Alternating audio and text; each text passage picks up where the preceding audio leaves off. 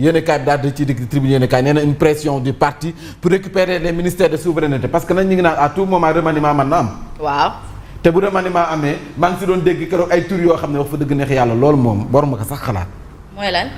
yenn tur yi nii nga naan ay ministre diw ministre de l'intérieur bëgguma sa tudd seen tur ñuy xalaat ne war nañu am foofu place.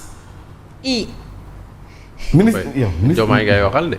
ministre de l'intérieur nga fay teg ay yenn tur yooyu man yi may dégg quoi ñu koy xalaat. Jean-Baptiste ay Aïssatou Diop Fall laa doon dégg quoi mu ciy wax. mais ñoom dafa tuuti de. nee nañ la la ñu bëgg moom mooy. mais nag si duma nit ñi. mais tamit réew mi ñu nekk nag wax fa dëgg neex yàlla. loolu nañu wax loolu kay pour loolu la. mais di nga jël genre yooyu di leen teg ay ministre de l'intérieur. mais pour wala ministre de la justice nee nañ pour. poste de souveraineté la de. loolu tax ma ne la Diomaye ngay waxal. yow honorable looloo ma xaw a sur la au poste civil et militaire. waaw man loolu moom ma xaw a. mais justement loolu sax mu retardé mbiri. parce que da xam naa da cee xaw a kii non yenn président Diomaye du nangu yenn. non mais Diomaye. Sénégal très bien. moom la ñu fal moom la ñu fal. très bien il est conscient de ça. waru mën a nangu ñu jël yenn nit ñi di leen teg ci yenn poste yi. man de kenn du ma tayle. Sénégal day kii nu mu tudd fi ñuy fawee ni Magic Land ba fu waay neex fële du noonu.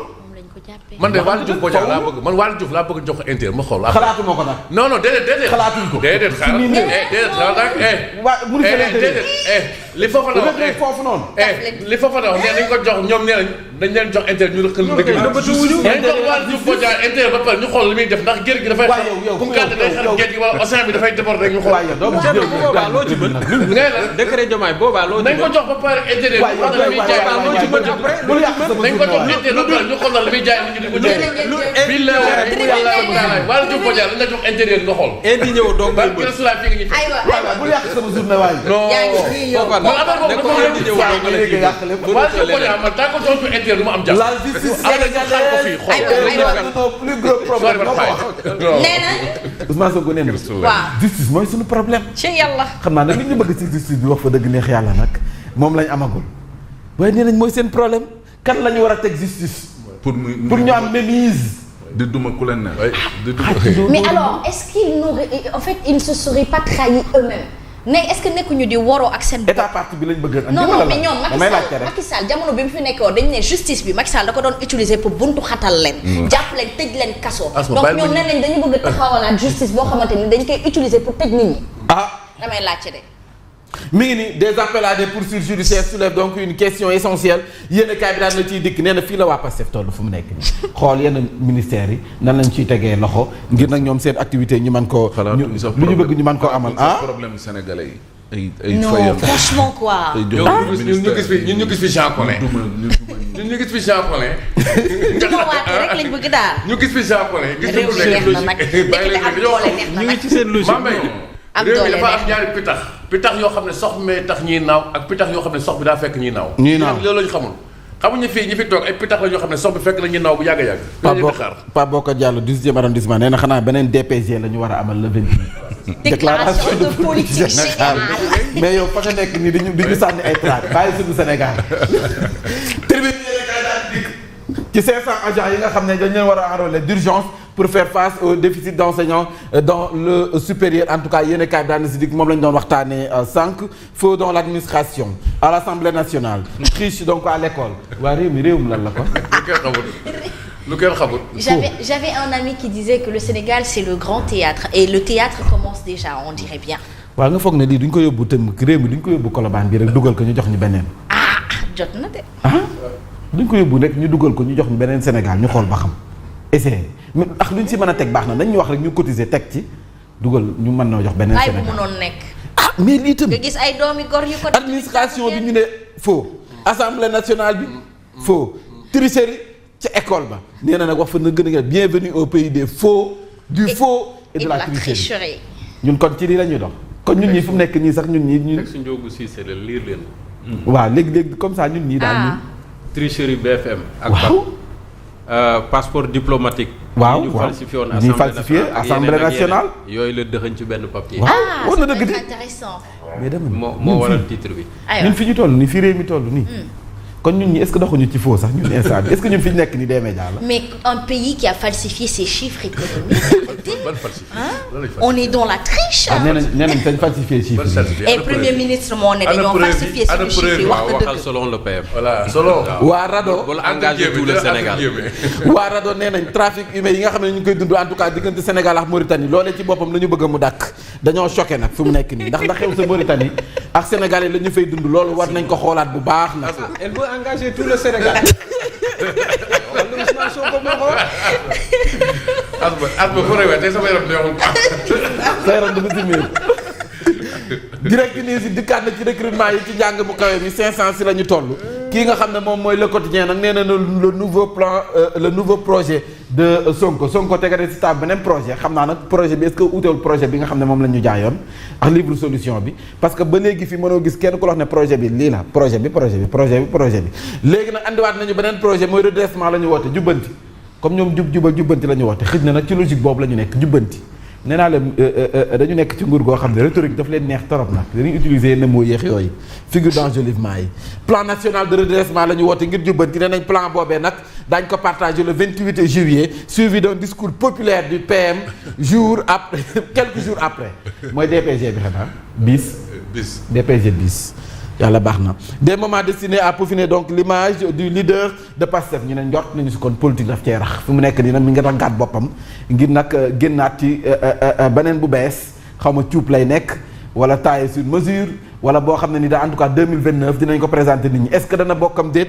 li ci kanam raw li gët yéen kaay bi daan na ciy dikk grève de l'entente SYTJUST UNTJ le garde des Sceaux donc réquisitionne des greffiers lii moom au moins dina tax ñu am njortu ne kon sunu gaañ yi nga xam ne ñoo nekk ci kaso bi buñ taxawaatee verdict bi dana rot ñu xam fi ñu féete parce que nag lii moom waroon nañ ko teel a def waroon nañ ko mën a teel a def pour ñu xam quoi les populations donc épingle BP et Woodside esclavagisme dans l'exploitation du gaz et du pétrole au Sénégal yéen kaay bi daan na si dikk laas yéen kaay ñëw na ci baat les médias passent à l'offensive mais également une entrevue polémique audience Diomaye Alex Soros dégg nga liñ ci wax daanaka nag démb jur na polémique lool nag parce que bi ko Macky Sall dalalee dégg na ci lu ne Amadou Ba Pastef waaw lu nekk la wax ne kii day défendre góor jigéen ñi Macky Sall di ko recevoir waaw bi ñu ko dalalee ñoom wax nañ ci lu ne waaye démb Diomaye dalal na ko ñu mutuwaale ko am wala commenté nañ ko ñoom commenté nañ ko yàlla baax na li ci commentaire après nañ ko waxaguñ ci dara ba tey nee nañ ñoom waxaguñ ci nee nañ pat ak moom ki nee na demain fera jour wax nga dëgg de Pape Ndiaye. gis naa ci ko koy jéem a justifié de. gis naa ci ko koy jéem a justifié. nee na lan ci justificatif yi. waaw am na ku si nekk mi ngi jéem a expliqué liñ doon xas démb bi ko kii dalalee en tout cas daanaka ñoom dañ ci teg seen tànk. waa Grand Place daal di dikk ci dialogue citoyen jàkkaarloo ak sunu maire docteur Oumar Cissé moom ne nag amul dara lu muy nëbb transparence la woote en tout cas gestion bu nga xam ne daanaka waa Tëngéej yëpp mën nañ ci teg seen gët mu jàkkaarloo askan wi ku mu neex jël micro poser question mu def le point ci bi mu fi toogeex léegi wàllum assainissement li mu renforcer Rufisque ville lumière modernisation éclairage public bi daanaka cadre de vie embelli bi nga xam ne fës na ci taxaw wàllum santé éducation loolu mu nekk ci ay priorité am kii nga xam ne mooy docteur Oumar Cissé en tout cas jàkkaarloo na askan wi. mais li baptême de feu nañu wax. baptême de feu ci moom. waaw da koy doog a def. moom mi ngi bëgg a yéex. loolu gannaaw suba la mais am na ñu ko deful. baptême mais au moins moom def na ko mais am na ñu ko deful. borom sna bi ne ko tubaab baptême du feu lay wax. baptême du feu. baptême du feu. Najib Sagna. waaw du feu Oumy Diakhaté nee nañ baptême du feu la ñuy wax. mu ngoog yéen kaay daal na ci dikka ñu dikk ci point actu mu dikk silence troublant bu Y'en a marre ci jëm ci mbiri Badara Gadiaga ak les 2 sorties musclées de Sonko waa Y'en a marre dañ ko muutuwaale ani lu tax waa Y'en a marre waxuñu ci kàddu ya nga xam ne Ousmane Sonko yëkkati na ko bu yàggu dara dal nag si ku ne dal ba dal ci société civile bi te ñoom it xam naa si la ñu bokk société civile bi waaye dama ne lu tax waxuñu ci mbiru Badara Gadiaga yi waa Y'en a marre naa naka patt lañ si def yéenekaay bi daal dina ci dikk président ba assemblée nationale donc du Vietnam hôte de El Malick Ndiaye gaañu ña ngay doxal l'appel à la retenue de Amsatou Sow Sidibé présidente donc bu CNDH appel au respect des institutions et à la dignité des personnes lii sa message bi daanaka mënoon nga ko bind message rek yónnee ko ki nga xam ne ministre de l'énergie ministre bu pétrole ak gaz waaw mën na ko bind rek yónnee ko parce que message bi moom moo ko moom comme te moo ne ku saaga diw ni saaga leen ko donc loolu moom jaru nga ñu koy wax ñun ñëpp parce que fii kenn gisuma kenn ku saaga kenn de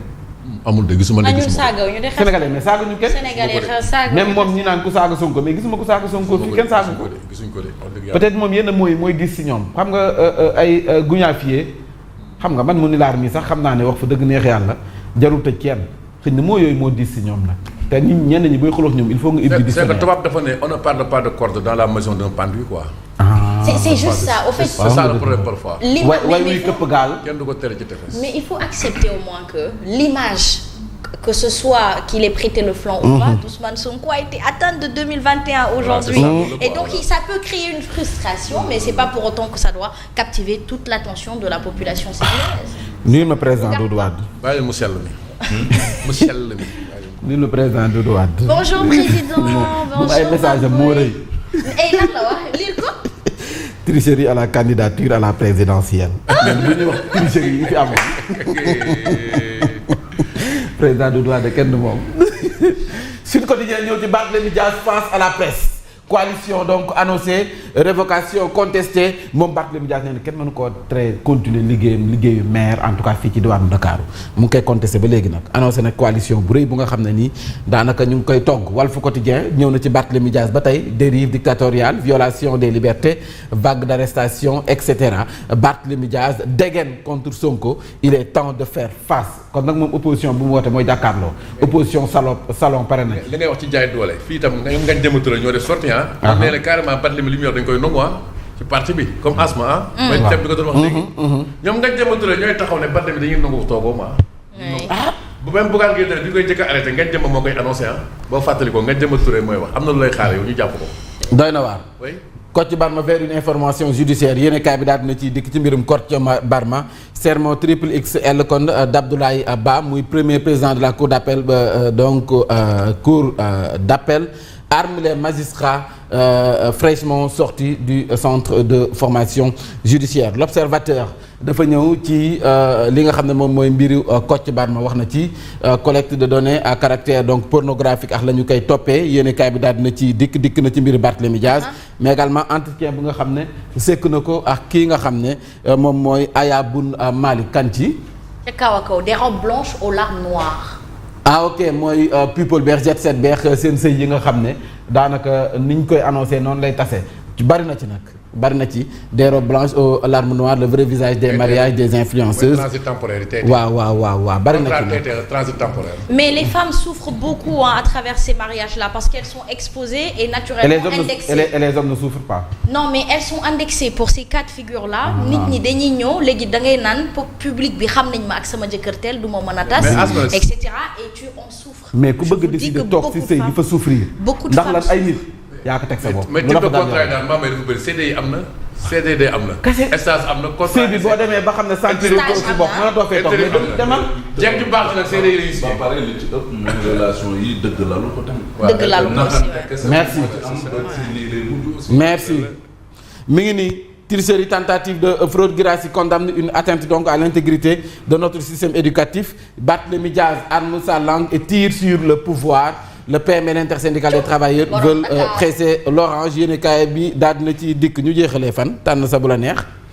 ñu dem ci borom Dakar mi nga borom Dakar les nouveaux DG face à des goulots d'étranglement yéen kaay bi nee na DG yi bees yi nga xam ne tànn nañu leen en tout cas pour ñu def ay preuves sax wala def résultat dafay métti ci ñoom un personnel souvent inadapté.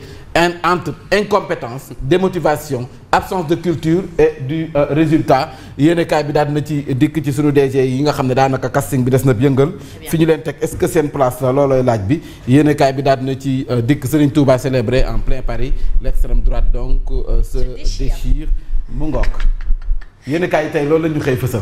merci beaucoup Mame Mbaye Ndiaye kon ginnaaw yow dañuy wax ni rek juróom ñetti waxtu toftal na benn simili ana li gën a fës ci bopp xibaar yi. lu ci gën a fës mooy ministre de la justice.